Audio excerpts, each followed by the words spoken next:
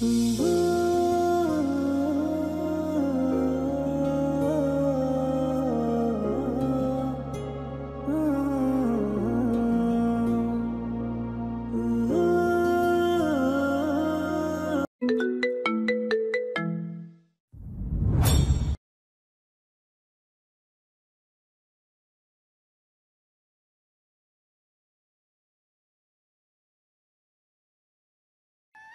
Alex, আমি এখন তোমাকে কি হয়েছে বলে বোঝাতে পারবো না, কিন্তু আমি খুব করে চাই অন্য ইউনিভার্সিটিতে ভর্তি হতে, এবং সেই ইউনিভার্সিটির কথা তুমি আমার ফ্রেন্ডদের, এমনকি মিহালকে, কাউকে জানাতে পারবে না।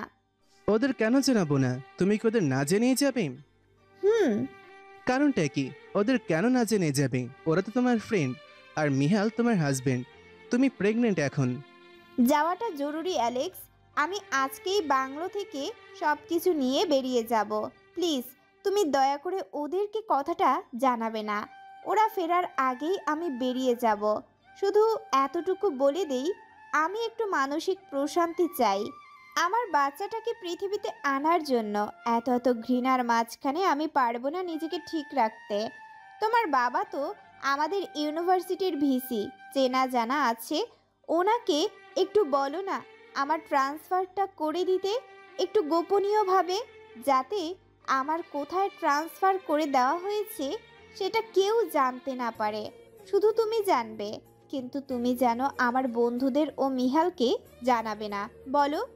আমি জানি না তোমার কি হয়েছে, তবে আমি তোমাকে সাহায্য করব। আজকে ক্যাম্পাসের ঝামেলা দেখে আমি বুঝতে পেরেছি কিছু না কিছু তো একটা হয়েছে। আমি তোমার ভার্সিটি ট্রান্সফারের বিষয়টা গোপনীয়তায় খেয়াল রাখবো। তোর একটা দীর্ঘশ্বাস ফেলে বলে, আজকেই একটু কথা বলতে বলো, আর কোন শহরে ভার্সিটিতে ট্রান্সফার করবে সেটাও একটু বলে দিও, আমি সেখানে চলে যাব। আরেকটা হেল্প করতে পারবে প্লিজ? বলো কি হেল্প? একটা গার্লস হোস্টেল খুঁজে দেবে যেখানে আমি থাকতে পারবো, কারণ যেই ইউনিভার্সিটিতে ভর্তি হই না কেন, প্রেগনেন্ট অবস্থায় ওখানে আমাকে রাখবে না। ভার্সিটির হোস্টেলে আমি আজকেই সেখান থেকে বেরিয়ে আসবো। আচ্ছা, আমি সেটা চেষ্টা করছি। তুমি সাবধানে বাসায় যাও। আর একটা কাজ করো, তুমি ব্যাগগুলো গুছিয়ে আমার বাসায় থাকতে পারো আজকের রাতটা। আমি তোমার বাসায় আসলে অলিভার আজকে আমার বাসায় থাকতে বলবো। আর যদি তোমার ইচ্ছে না করে, তাহলে তুমি এরিকের ফ্ল্যাটে থাকতে পারো, এলিনা থাকবে সেখানে। হুম। ফোনটা কাটার পর তোর বাহিরের দিকে নিজের দৃষ্টি নিবদ্ধ করে। বাংলোতে যাওয়ার পর বাংলোর চাবি যেহেতু কেয়ারটেকারের কাছে ওরা দিয়ে যায়, তাই কেয়ারটেকারের কাছ থেকে চাবি নিয়ে নিজের রুমে চলে যায়। তোরদের রুমের চাবি তোরের কাছেই থাকে, যার যার রুমের চাবি তার তার কাছে থাকে। রুমে গিয়ে সবার আগে তোর খাতা কলম নিয়ে বসে। উদ্দেশ্য সবার জন্য কিছু লিখে যাবে, সবার জন্য ভিন্ন ভিন্ন নোট লেখার পর তোর নিজের ব্যাগ গুছিয়ে বাংলো থেকে বেরিয়ে আসার সময় অবশ্য কেয়ারটেকার জিজ্ঞাসা করছিল, তোর কোনো রকম কথা কাটিয়ে চলে আসে। তোর এখন অ্যালেক্সের বাসায় যাবে, এই সুযোগে অ্যালেক্সের বাবার সাথে ভার্সিটি ট্রান্সফার নিয়ে কথা বলা যাবে। কিন্তু এরিকের বাসায় গেলে একটা প্রবলেম আছে, লিরা জেনে যেতে পারে। মিহাল রাফিরা বাংলোতে ফিরলে দেখে তোর সেখানে নেই। মূলত মিহাল নিজের রুমে খুঁজে না পেয়ে গার্ডেনে খুঁজেছে। এরপর আবার নিজের রুমে গিয়ে রুমটা কেমন যেন ওর কাছে ফাঁকা ফাঁকা লাগছে, তাই সব কিছু চেক করে দেখে তোদের প্রায় অনেক জামা কাপড়ই নেই। মিহাল যে ওদের বিয়ের রাতে তোরকে ওর আগের লম্বা চুলগুলো একটা ওয়ালমেট এর মতো বানিয়ে দিয়েছিল, সেটা বিছানার কোনায় রাখা, তার সাথে চাপা দেওয়া একটা কাগজ। মিহাল কাগজটা খুলে দেখে সেখানে লেখা, প্রিয় মিহাল, প্রথমেই বলি ভালোবাসতাম, ভালোবাসি, ভালোবাসবো। তোমাকে প্রথমবার হাসপাতালের বেডে শুয়ে বিয়ে করার সময় তোমার চোখে আমি অনুভূতি দেখিনি। তারপর তো আমি কোমাতে চলে গেলাম। তোমার সাথে তানজিনার ডিভোর্স হলো, আমাদের প্রেম হলো, আমরা আমাদের প্রথম বিবাহ বার্ষিকীর দিন বিয়ে করলাম।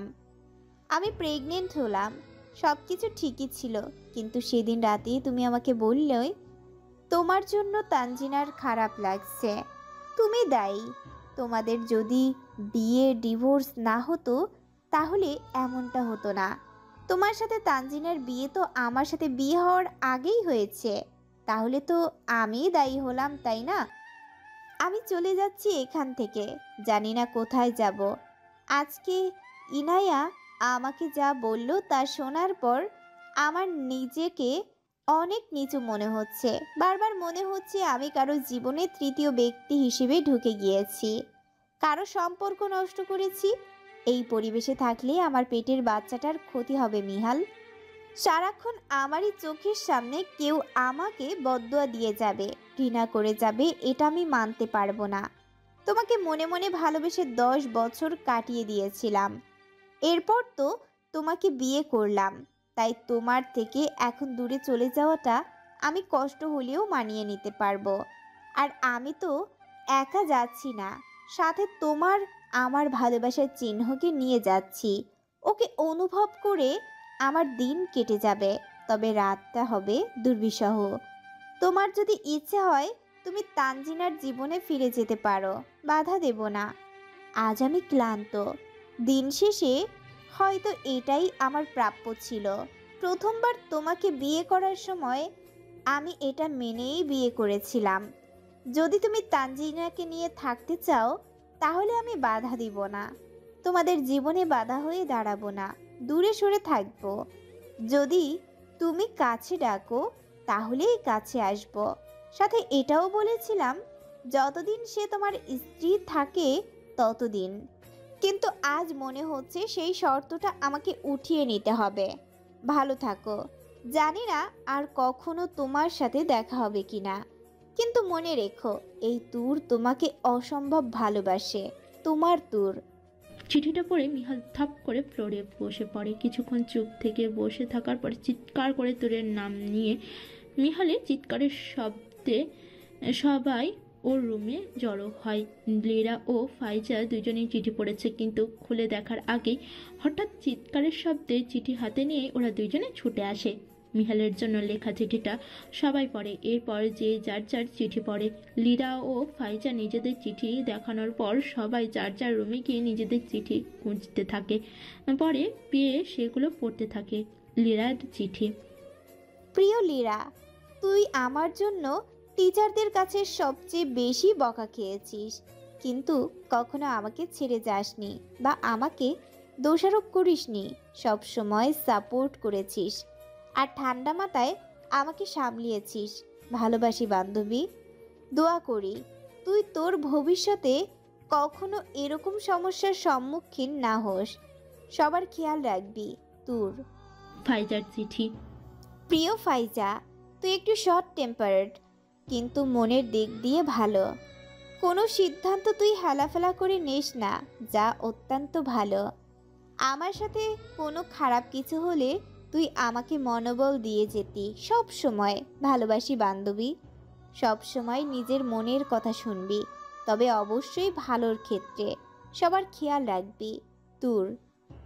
রনক ও জারিনের চিঠি। প্রিয় লাভবার্ড, শোন রনক, জারিনকে কখনো কষ্ট দিবি না। তোর অতীতে থাকা আমার প্রতি ভালোবাসার অনুভূতি সব ভুলে যাবি, কিছুই মনে রাখবি না। আর আমি জানি তুই সবটাই ভুলে গিয়েছিস প্রায়। জারিন তোকে প্রথম দেখা থেকেই ভালোবাসে। আমার প্রথম বন্ধুত্ব ও প্রথম দিন ভার্সিটিতে পরিচয় তো জারিন, লীরার ও অর্কর সাথে, তারপর তোদের সবার সাথে। জারিন এটা মনে করবি না যে রনক আমাকে ভালোবাসে। আমি জানি রনক তোকে অনেক বেশি ভালোবাসে। সবার খেয়াল রাখবি। ভালোবাসি তোদের। তুর। অর্কর চিঠি। প্রিয় অর্ক, দোস্ত তোরে কি বলবো বল। তুই আমার জীবনে এমন একটা ভাই যে নিজের বোনের এক ফোঁটা কষ্ট দেখতে পারতি না। তুই অনেক রাগী, তবে আমি জানি তুই তোর প্রিয় মানুষদের যারা কষ্ট দেয় তাদের জন্য রাগী। রাগটা একটু কমা, না হলে জীবনে বউ পাবি না। তুই মাঝে মাঝে মজা করে বলতি আমার বোনকে বিয়ে করবি, কিন্তু আমার বোনের বিয়ে হয়ে গেছে। পারলে প্রীতিশার অনুভূতিকে মেনে নিস। যাওয়ার আগে আরেকটা দায়িত্ব দিয়ে যেতে চাই। মিহালের একটু খেয়াল রাখিস। আমি জানি মিহালের কোনো দোষ নেই, কিন্তু আমি এখানে থাকলে মানসিকভাবে ভেঙে পড়ব। যতই মিহাল আমায় ভালোবাসুক, সবার খেয়াল রাখিস। ভালোবাসি ভাই। তুর। তাওহিদ ও আসফির চিঠি। প্রিয় তাওহিদ, তুই সব সময় বাস্তববাদী, কল্পনায় তুই বিশ্বাসী না। মানুষ বাস্তবে কষ্ট পেলে কল্পনায় সুখ খুঁজে নেয়, কিন্তু তুই সেই মিথ্যা আশ্বাসে বাঁচতে চাস না। সত্যি বলতে এটা যে মানতে পারে সেই জীবনে সুখী, কারণ সে বাস্তবতা মেনে নেয়। অনেক চুপচাপ মানে কম কথা বলিস। তুই আমাকে কখনো বলিসনি মিহালকে ভুলে যেতে, আবার এটাও বলিসনি ওরে ভালোবাসতে। সব সময় বলতি বাস্তবতা মেনে নে। ভালোবাসি দোস্ত, তোর প্রিয় আশফি। তুই সবার কথা শুনিস, চুপচাপ স্বভাবের একটা গম্ভীর ভাব তোর মধ্যে থাকে, যেটা তুই আমাদের বন্ধু মহলে দেখাস না। তুই খুব কেয়ার করিস সবার, তাই তোর জন্য কি বলবো কম পড়ে যাবে। তবে সব সময় সবার কথা শুনলে তো হবে না, নিজের একটা স্টিল অ্যাটিটিউড বানাবি। আমি জানি তুই ভিন দেশে এসে কিছুটা অ্যাটিটিউড বানাচ্ছিস। ভালোবাসি দোস্ত, তোর নাদিয়া ও সাক্কাতের চিঠি। প্রিয় নাদু বেবি, তুই তো আমার কিউটি। তোরে আমি এত এত ভালোবাসি, আমার সিঙ্গেল লাইফের তুই আমার জানতোস। আর শাফকাত ভাইকে তুই প্রথম দিকে জেলাস করার জন্য আমাকে ফোন দিয়ে একদম লুতুপুতু মার্কা কথা বলতি, আর ভাই ক্ষেপে যেত। পরে ভাই যখন জানতে পারলো তখন ভাই যে কি খুশি হয়েছে আমার এখনো মনে আছে। আমি জানি তুই ভাইকে একা পেয়ে সারাদিন জ্বালাস, একটু কম জ্বালাবি আমার ভাইকে। ভালোবাসি জানতুস। আর শাফকাত ভাইকে আমার দুষ্টু নাদু বেবিরে একটু বেশি ভালোবাসবেন, যাতে ওর চঞ্চলতা হারিয়ে না যায়। যদি আমার নাদু বেবিরে কষ্ট দিয়েছেন তাহলে দেখবেন আপনার চুল থাকবে না। আমার পুচকু পুচকি আপনারে জেলে দিবে তার মায়ের জানটুসে কষ্ট দেওয়ার জন্য। তোর রিজভি ও তাইজুলের চিঠি। প্রিয় দুই দেবর বা ভাসুর, আপনাদের সাথে অত ভালোভাবে কখনো কথা বলি নাই, তবে রিজভি ভাইকে আমার ভাসুর টাইপ লাগে, আর তাইজুল ভাইকে দেবর। আপনারা আমাকে ছোট বোনের মতো দেখেন, ঠিক আমিও বড় ভাইয়ের মতো দেখি। মিহালের দিকে খেয়াল রাখবেন, মিহাল যাতে কোনো ভুল কিছু না করে, তাই ওর সাথে থাকবেন যেভাবে 5 বছর থাকছেন। আপনাদের ভাতিজা বা ভাতিজির জন্য কিন্তু আপনারাই চাচ্ছু, বাকিরা তো মামা খালা ও খালু। ভালো থাকবেন আর ওর খেয়াল রাখবেন, সাথে সবার খেয়াল রাখবেন। তোর রাফির চিঠি। প্রিয় রাফি, তুই বিচক্ষণ প্রকৃতির গম্ভীর। তুই সবসময় দুই দিকেই ভাবিস। মিহাল যখন বিয়ে করলো তখন তুই মিহালের দোষ একেবারে দিস নাই, কারণ তুই সব দিক বিবেচনা করেই ভাবছিস। আশা করব কোনো অবিবেচকের মতো কাজ করবি না। আমার জীবনে তুই আমার ভাই, যাকে আমি কিভাবে বর্ণনা করব জানি না। তুই আর অর্ক সবসময় আমাকে বোনের মতো ট্রিট করেছিস, আর এমন না যে বাকিরা আমাকে বোনের মতো দেখেনি, তারাও বোন প্লাস বন্ধুর মতো দেখেছে। তোর ইনায়ার চিঠি। ইনায়া, তোকে প্রিয় বললাম না কারণ আমি তোর প্রিয় হয়ে উঠতে পারিনি। তুই সবসময় কোনো কাজ করার পর গিল্টি ফিল করিস।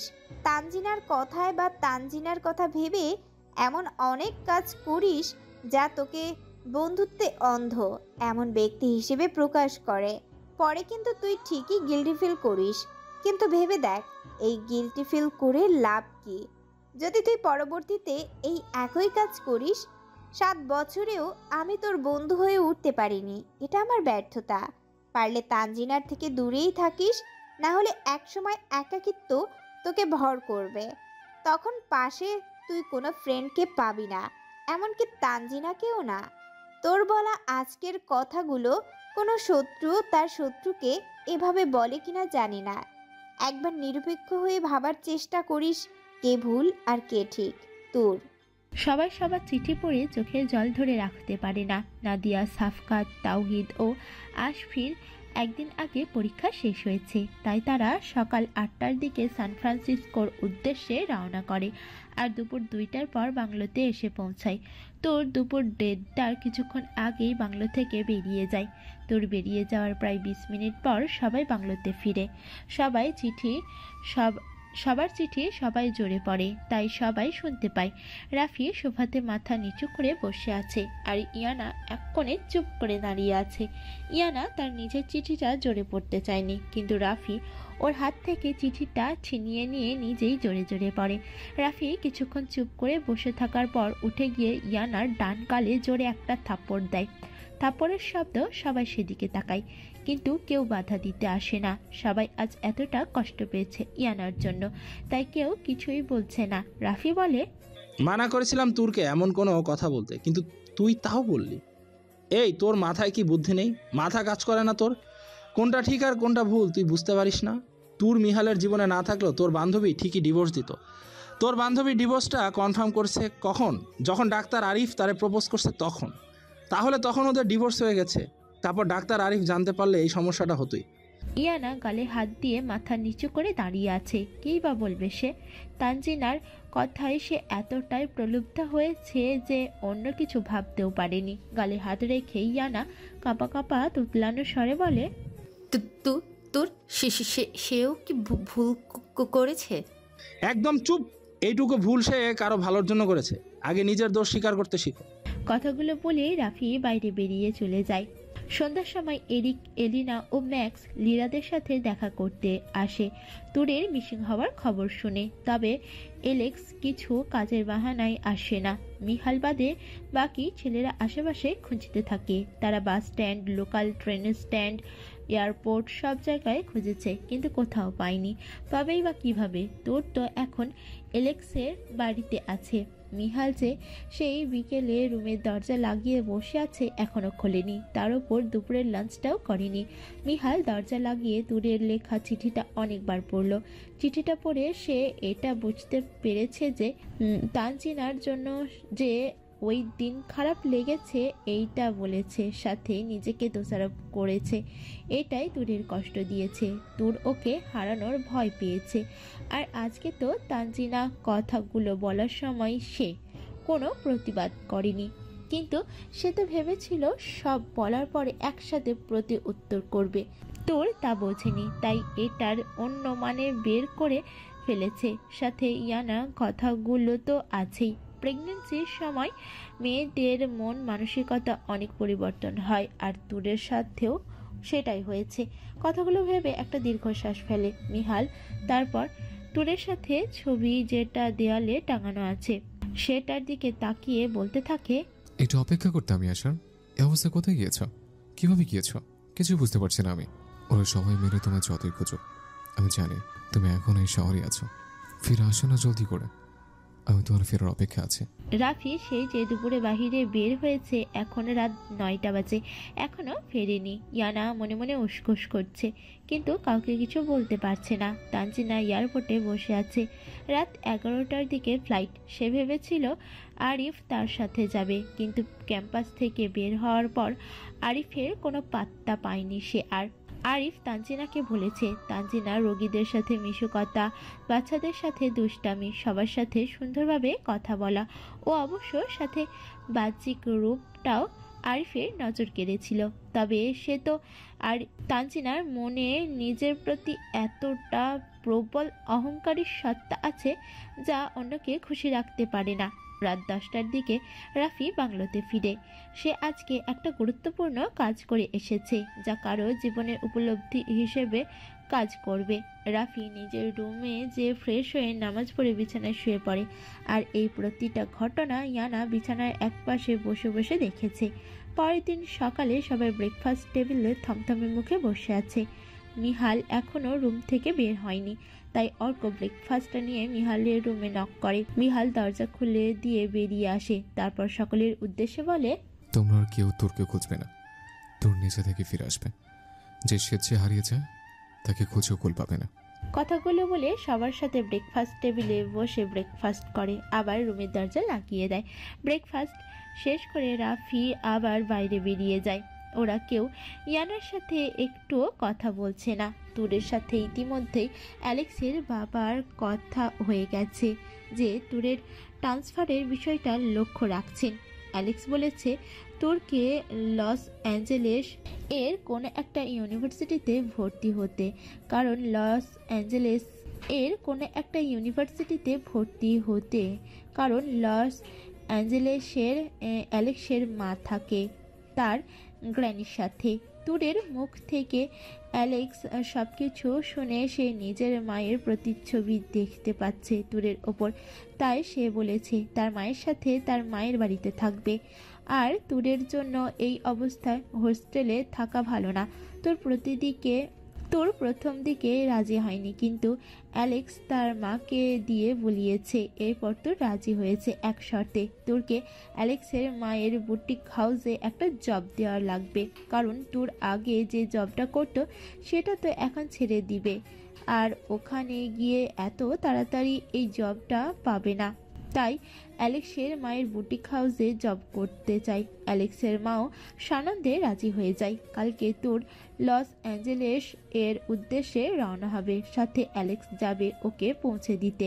অ্যালেক্সের মা খুব মিশুক, সে কয়েক ঘন্টার মধ্যেই তোরকে নিজের মেয়ের মতো ভালোবাসতে শুরু করেছে, ওর খেয়াল রাখতে শুরু করেছে। আজ এক সপ্তাহ হলো তোর বাংলো ছেড়ে চলে গেছে। ওরা কেউ ইয়ানার সাথে কথা বলে না, এমনকি রাফিও না। এখন তো রাফি নিজের সুটকেস গুছিয়ে কোথায় যেন চলে যাচ্ছে। সবাই এসে রাফিকে ধরলে রাফি বলে, আমি আমার ক্রেডিট ট্রান্সফার করে নিয়েছি অন্য একটা ইউনিভার্সিটিতে, তাই আমি সেখানে চলে যাচ্ছি।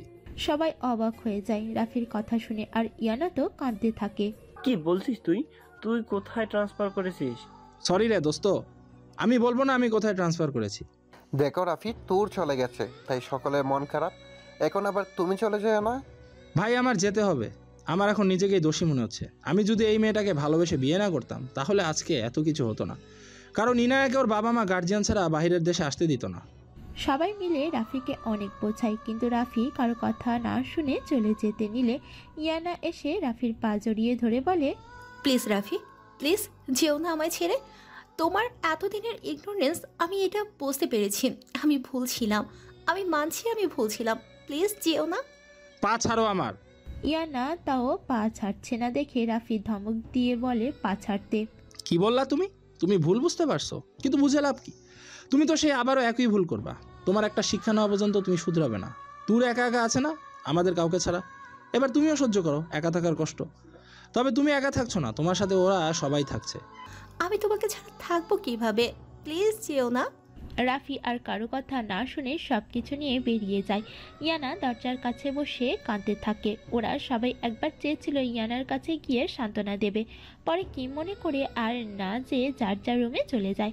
রাফি কোথায় গিয়েছে, কোথায় ট্রান্সফার করেছে কেউ জানে না, এমনকি সে তার ব্যবহৃত মোবাইল নাম্বার বন্ধ করে রেখেছে এবং সব ধরনের সোশ্যাল সাইট থেকে ডিঅ্যাক্টিভেট। কেটে গেছে আরও 3 দিন। এর মধ্যে ইয়ানা রাফি যেদিন চলে যায় সেদিন তানজিনাকে ফোন দিয়েছিল। ফোন দিয়ে সব বলার পর তানজিনা বলে, দেখ ইনায়া, আমি তোকে একবারও তুরের সাথে মিসবিহেভ করতে বলিনি। নিহালের আমি বর্তমান থাকা অবস্থায় তুরকে বিয়ে করার কথা শুনে আমার রাগ হয়েছিল, তাই আমি তোকে শেয়ার করেছিলাম, কিন্তু তুই তো তুরকে একদম যা তা বলে দিলি। তুর যে প্রেগনেন্ট এটা খেয়াল করিসনি। আমার যদি তখন তুরকে কিছু বলার হতো আমি তুরকে নিজেই ফোন করে সব বলতাম, কিন্তু আমি ওকে কিছুই বলিনি। সেদিন তোদের ক্যাম্পাসে দাঁড়িয়ে তুরকে কথাগুলো শোনানোর কারণ হচ্ছে আমার আরিফের সাথে বিয়েটা ভাঙার পথে, তাই। এখন তুই সব দোষ আমার ওপর দিয়ে দিচ্ছিস। তুই আমাকে যেভাবে কথাগুলো বলেছিস আমি সেভাবে সেই ধরনের প্রতি উত্তর করেছি, আর এখন তুই আমার উপর সব দোষ চাপিয়ে দিয়ে নিজে ভালো হয়ে যাচ্ছিস। তোকে কি আমি একবারও বলেছিলাম বিবেচনা না করে প্রতি উত্তর কর? বলিনি তো, তুই নিজের মনের মধ্যে এসব ধারণা পুষে রেখে করেছিস। সেদিন তানজিনার সাথে কথা হওয়ার পর ইয়ানা বুঝতে পারে সে এতদিন সত্যি বন্ধুত্বে অন্ধ হয়েছিল, যা এখন তার নিজের জীবনেই ঝুঁকি হয়ে দাঁড়িয়েছে। সে এমন একটা ফ্রেন্ডের জন্য নিজের জীবন ঝুঁকিতে ফেলেছে যে সেই ফ্রেন্ড তার দুঃখে তার পাশে নেই। রাফি চলে গেছে 1 সপ্তাহ হয়ে গেছে। ইদানিং ইয়ানার শরীরটা অনেক খারাপ করছে, মুখের রুচি চলে গেছে, বমি হচ্ছে। তার ইচ্ছে করছিল কাউকে বলতে, ডাক্তারের কাছে নিয়ে যেতে, কিন্তু কি ভেবে আর না বলে নিজে একা একা চলে যায়। ডাক্তার যখন বলে ইয়ানা প্রেগনেন্ট 6 সপ্তাহের, তবে ইয়ানার প্রেগনেন্সিতে বাচ্চাটার জীবনে ঝুঁকি আছে, কারণ ইয়ানার শরীর অনেক দুর্বল আর অনেক স্ট্রেসের মধ্যে যাওয়ার কারণে খাওয়া দাওয়ার অনিয়ম হয়েছে। ডাক্তার ইয়ানাকে বলেছে স্ট্রেস ফ্রি থাকতে, না হলে মিসক্যারেজ হওয়ার সম্ভাবনা আছে। আর যেহেতু এটা প্রথম বাচ্চা তাই রিস্কটা একটু বেশি। বাচ্চাটার কথা শুনে ইয়ানা খুশি হয়, কিন্তু পর মুহূর্তেই মুখটা চুপসে যায়। সে তো রাফিকে বাচ্চা নেওয়ার কথা বলেছিল যখন জানতে পেরেছিল তোর প্রেগনেন্ট, আর এখন তো রাফি নেই, তার উপর বাচ্চাটার রিস্ক আছে। ডাক্তার বলেছে টেনশন ফ্রি থাকতে, কিন্তু কিভাবে? রাফি কোথায় গেছে কেউ জানে না। ইয়ানার প্রেগনেন্সির খবরটা লীরা ফায়জারা শুনেও ভালো খারাপ কিছুই বলেনি, কিন্তু তারাও চাইছিল রাফি ফিরে আসুক। তাই এই খবরটা জানানোর জন্য রাফির সাথে যোগাযোগ করার চেষ্টা করেছে, কিন্তু পারেনি। রাফি সব ধরনের সোশ্যাল সাইট থেকে ডিঅ্যাক্টিভেট, সাথে মোবাইল নাম্বারটা বদলে ফেলেছে। রাফির বাবা মাকে যখন প্রেগনেন্সির খবরটা দেওয়া হয় তখন তারা জানায় রাফি তাদের কাছ থেকে 1.5 লাখ টাকা নিয়েছে, তারপর আর যোগাযোগ করেনি। তাই তারাও জানে না রাফি কোথায় আছে। রাফি ওখান থেকে যাওয়ার আগে ইয়ানার বাবা মাকে সবকিছু বলে গেছে। তারাও ভাবতে পারছে না তাদের মেয়ে এই রকম করতে পারে। এরপর যখন তারা রাফি চলে যাওয়ার খবর জানতে পারে তখন তারা ইয়ানাকে বলেছিল দেশে ফিরে আসতে, কিন্তু ইয়ানা এইখানেই থাকবে বলে আর ফিরে যায়নি। ইয়ানা সারাক্ষণ নিজের রুমে মনমরা হয়ে বসে থাকে। নতুন সেমিস্টার ক্লাস শুরু হয়ে গেছে। মিহাল দিনের বেলা সবার সাথে স্বাভাবিক থাকলেও রাতের বেলা তার শূন্য লাগে। নিজের কাছে তখন নিজের রুমের সাথে গার্ডেনের দরজা খুলে বসে থাকে বা স্টাডি টেবিলে বসে থাকে। এখন মিহাল নিজের রুমে একা থাকে না, সাথে রিজভি থাকে, কারণ বাংলাদেশ থেকে অর্কর কাজিন প্রীতিশা ও তার 2 ছেলে বন্ধু এসেছে পড়াশোনা করতে, তাই তারাও এখানে বাংলোতে এসে উঠেছে। কেটে গেছে 3 মাস। তোরের এখন 6 মাসে ভরা পেট। এই সময়েও সে ভার্সিটি বুটিক হাউস সামলাচ্ছে, সাথে ভার্সিটিতে রিসার্চ নিয়ে কাজ করছে। এই তো কিছুদিন আগে মিহালের ইউনিভার্সিটির একটা মেয়ে প্রপোজ করেছে। মিহাল অবশ্য না করে দিয়েছে সরাসরি, কিন্তু তোর কি এত সোজাভাবে মানার পাত্র? অ্যালেক্সকে তো সারাক্ষণ মিহালের নজরদারি করার জন্য রেখে দিয়েছে। মিহালকে যে প্রপোজ করেছে এটা যখন অ্যালেক্স তুরকে জানায় তখন সে বলে ভিডিও কলে ওই মেয়ের সাথে নিয়ে যেতে, আর অ্যালেক্স তাই করে। যখন ওই মেয়ের সাথে তুর অ্যালেক্সের ফোন দিয়ে ভিডিও কলে কথা বলছিল তখন মিহাল দূর থেকে দেখে অ্যালেক্স আর ওই মেয়েটাকে দেখে যে মেয়েটা সকালের দিকে মিহালকে প্রপোজ করেছে। দাঁড়িয়ে দাঁড়িয়ে কে যেন করছে। মিহাল তখন এগিয়ে যায়, কিন্তু তারা কার সাথে ফোনে কথা বলছে তা বুঝতে পারেনি। ওদের 2 জনের কথা বলার শেষ দেখে মিহাল একটু আড়ালে লুকিয়ে যায় যাতে অ্যালেক্স ওকে না দেখে। অ্যালেক্স যাওয়ার পর মিহাল ওই মেয়েটার সামনে যায়। ওই মেয়েটা মিহালের দিকে মুচকি হেসে তাকিয়ে বলে, তুমি সত্যি অনেক ভাগ্যবান, ঈশ্বর তোমাদের সুখী রাখুক। কথাটা বলে মেয়েটা চলে যায় আর মিহাল অবাক হয়ে দাঁড়িয়ে থাকে, কিন্তু পর মুহূর্তে মুচকি হেসে সেও সেখান থেকে চলে যায়। এই 3 মাসে ইয়ানার জীবন দুর্বিষহ হয়ে উঠেছে। প্রেগনেন্সির সময় কারোর থেকে মানসিক শান্তি পায়নি। এমন না যে বাংলোর কোনো সদস্য ওর সাথে খারাপ ব্যবহার করছে, মোটামুটি সবাই ওর সাথে টুকটাক কথাবার্তা ও খাওয়ার সময় ডেকে আনা সব করেছে। ইয়ানাকে ওর ঘর থেকে প্রীতিশাই বেশি ডেকে আনতো, আর বাকিরা আগের মতো না চাইলেও ভালোই দেখভাল করত। কিন্তু শেষমেশ বাচ্চাটা থাকেনি, মিসক্যারেজ হয়ে গেছে 2.5 মাসের মাথায়। ইয়ানা অনেক আগেই নিজের ভুল বুঝতে পেরেছে যখন তানজিনা ইয়ানার ঘাড়ে শব্দ দিয়ে দিয়েছে। আর এখন তো নিজের প্রথম বাচ্চা হারিয়ে সে একদম চুপচাপ হয়ে গেছে, কারোর সাথে কথা বলতে চায় না। মাঝে মাঝে ইয়ানা রাতের বেলা চিৎকার করে ঘুম থেকে উঠে যায়, তারপর কাঁদতে থাকে। সে কখনোই ভাবেনি তার অন্যায়ের এইভাবে শাস্তি পাবে সে। একাকিত্ব তাকে ঘিরে ধরেছে, সাথে নিজের প্রথম বাচ্চার মিসক্যারেজ যা ওকে ভিতর থেকে শেষ করে দিয়েছে। ইয়ানার মিসক্যারেজ হওয়ার পর ওর বড় ভাই এসেছিল ওকে নিয়ে যেতে, কিন্তু ইয়ানা যাবে না, সে এখানে রাফির জন্য অপেক্ষা করবে। মিহাল সেদিন ওই মেয়েটার কথা শুনে অ্যালেক্সের ওপর কিছুটা নজর রেখেছে যাতে অ্যালেক্স বুঝতে না পারে। সেখান থেকে মিহাল এটা বুঝতে পেরেছে তোর কোথায় আছে। অ্যালেক্স তা জানে এবং তার সমস্ত খবর তোরের কাছে সাপ্লাই অ্যালেক্স করে। সব জানার পরে মিহাল অ্যালেক্সের সাথে ভালো বন্ধুত্ব করার জন্য অ্যালেক্সের সাথে ভালোভাবে মিশা শুরু করেছে, যাতে অ্যালেক্সকে জিজ্ঞাসা না করেই তুরের খোঁজ পাওয়া যায়। আর সে তো সারাদিন ব্যস্ত থাকার পর রাতে মিহালের ছবি দেখে দেখে কাঁদে, ওর সাথে অনাগত বাচ্চার সাথে একা কথা বলে, পরে এক সময় ঘুমিয়ে যায়। 6 মাসের প্রেগনেন্সিতে সে কিছুটা গুলুমুলু হয়েছে। ডাক্তার বলেছে তুরের টুইন বেবি হবে। টুইন বেবি হওয়ার কারণে তুরের পেট স্বাভাবিকের তুলনায় একটু বড়। অ্যালেক্সের মা ও নানি তো তুরকে সারাক্ষণ খাওয়ার ওপর রাখতে চায় যতক্ষণ বাসায় থাকে। ভোরে উঠে একটু কোরআন পড়ে, একটু বেলা হলে অ্যালেক্সের নানির সাথে একটু গার্ডেনে হাঁটাহাঁটি করে। এভাবেই কেটে গেছে আরও 3 মাস। তুরের এখন হাঁটতে একটু কষ্ট হয়, কারণ 9 মাসের প্রেগনেন্সি। ডাক্তার বলেছে আর 20-25 দিন বা 15 দিনের মধ্যে বেবি হওয়ার চান্স আছে, তাই এখন একটু সতর্ক থাকতে বলেছে। তোরের আগেও মিহালের জন্য অনেক কষ্ট হতো, আর এখন তো আরো বেশি কষ্ট হয়। তোর ভাবে সে যদি মারা যায় তাহলে মিহাল ও বাচ্চাদের কি হবে? অ্যালেক্সের কাছ থেকে যেটুকু খবর পেয়েছে সে যে মিহাল সারাক্ষণ অনেক টেনশনে থাকে আর চোখের নিচে অনেক কালি পড়ে গেছে। আমেরিকায় এসে মিহাল যে একটু স্বাস্থ্যবান হয়েছিল এখন আবার অনেকটাই শুকিয়ে গেছে, আগে যেমন ছিল।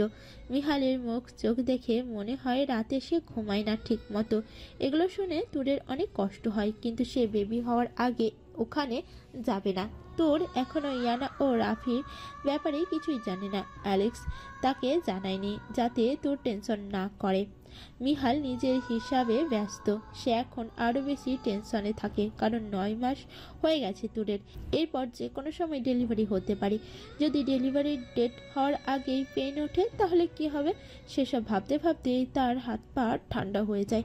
মিহাল অ্যালেক্সকে অনেকবার ইনডাইরেক্টলি বলার চেষ্টা করেছে তোরের খবরটা দিতে, কিন্তু অ্যালেক্স কথার পাত্তাই দেয় না। 9 মাস 15 দিন, এবার আর মিহাল ধৈর্য ধরে রাখতে পারছে না। সে সরাসরি গিয়ে অ্যালেক্সকে জিজ্ঞাসা করে,